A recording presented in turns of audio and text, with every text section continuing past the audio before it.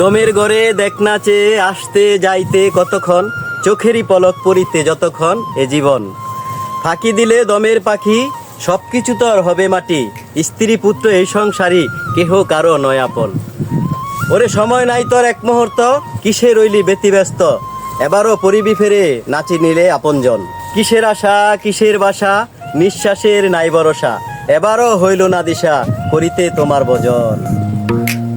সুর এমন এক জিনিস যার মধ্যে নিজেকে নিজে খুব সহজেই সান্ত্বনা দেওয়া যায়। যার মধ্যে সুর নাই তার মাঝে প্রেমও নাই।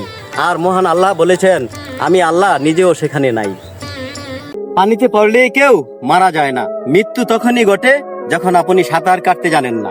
ঠিক তেমনি পরিস্থিতি কখনো সমস্যার কারণ হতে পারে না, সমস্যা তখনই ঘটে যখন আপনি পরিস্থিতি মোকাবেলা করতে জানেন না।